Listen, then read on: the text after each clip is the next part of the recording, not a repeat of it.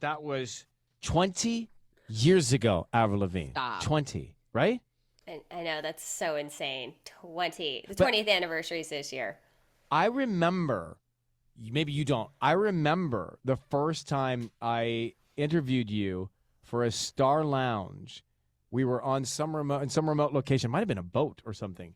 And you performed those songs from that album in this lounge atmosphere. Do you remember that?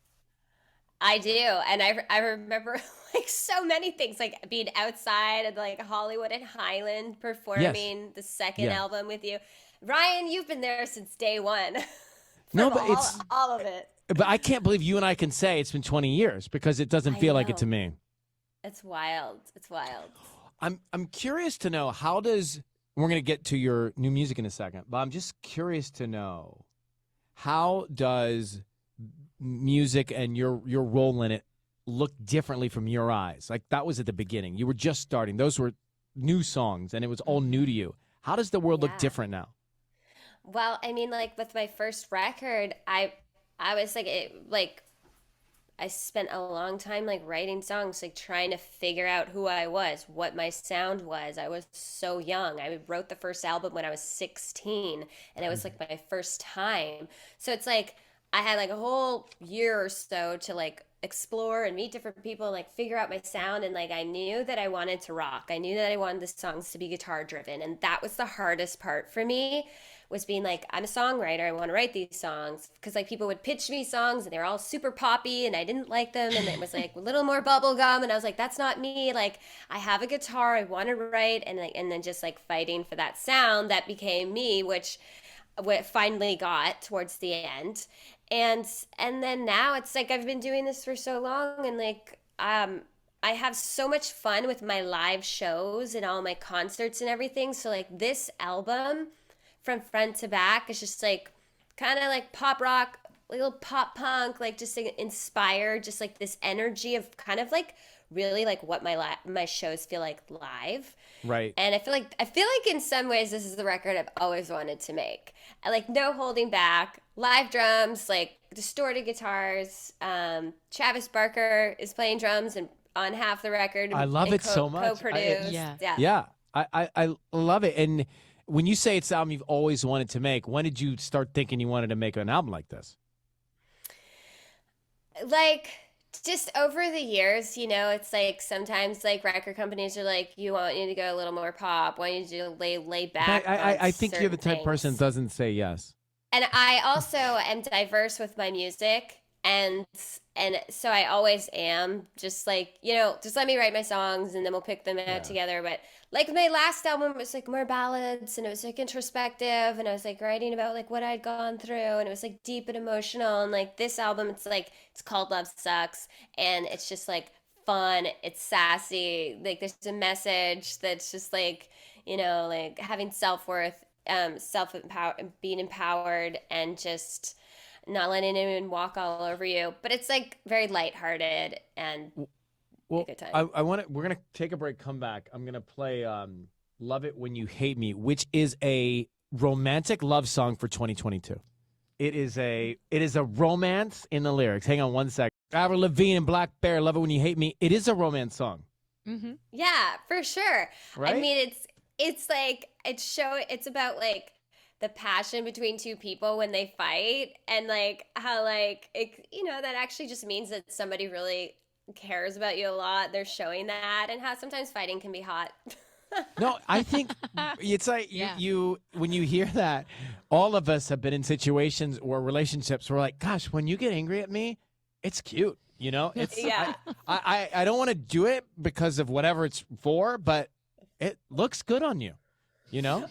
There's that, or there's also sometimes when someone's like fighting with you and you just start laughing at them. And you don't even know what you're fighting about. and it turns Like, into oh, it's passion. like it's like you care. You care. So is you that love me. autobiographical? Is that character? How do you look at those lyrics? Yeah, I'd say like we just kind of wrote it about that, and Yeah. like you know, it wasn't like at the moment like something I was going through, but like just in general, like I've gone through that experience for sure. And like every relationship comes with like great times, and and if you fight, it's like not the end of the world. But like I don't know if you saw, but I actually made up a dance to this song. Like I was in I've the not car. seen it. Okay. It's I put it on TikTok. I didn't do it as a TikTok dance. I actually did it like in the Someone pull it studio. up. It's on my TikTok. It's like I was like the highs, the lows, the yes, the no's. You're so hot. You're so hot when you get cold. So don't call me baby. I love it when you hate me. Oh my God. So good. I was She in just the put her car. fingers up. I know. Was I not? Are you gonna? Does it get blurred? No, it won't get blurred probably on video, Okay. but I'm explaining to the audio audience. Oh, I was like, did I just get in trouble again? You're good. Yes. So like a heart is for I love it, and then middle finger Yeah. is for when you hate me. So, and those are my emojis for the song. Yeah. So I was driving in the car one day with Maud, who I also wrote the song with, and I just started, like, we were on a road trip. I think we went out to Big Sur or something. And I was just like, I came up with this like little dance. So I was like, uh-oh, it might be time to do like a choreographed dance in the music video. I've not seen you have that much fun in a long time. That looked like you were having a good time, especially when you get to the end with the fingers part. Love sucks. Now, I think we've all said that here.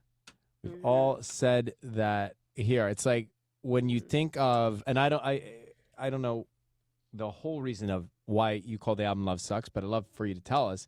I feel like getting into relationships and falling in love is always so dangerous because it's either going to end or it's going to end. Yeah, exactly. Right? It just always hurts, and Somewhere somehow one way or another. Either you break up or somebody dies. You know what I mean? Yeah. So dark. I'm Or the world just ends. So There's that. Yeah, Ryan, I'll answer that. When I started this record, I was like, I'm done. I need a hot minute. Like, I'm over love. I'm totally burnt out on it. Like, I'm just gonna focus on myself. Bought a house, moved to Malibu. I was like, I'm just gonna do me. And that Love Sucks is a song that I wrote, and it was one of the first songs I wrote for this record. And I was just like feeling exhausted. I was feeling like jaded on love, like, and feeling like, okay, this is overrated, and I'm like better off on my own right now. I mean, that didn't last long because then like immediately I got into a relationship, and I was like, great, what am I doing? Were you scared though to get into it again because of the hurt you were coming out of?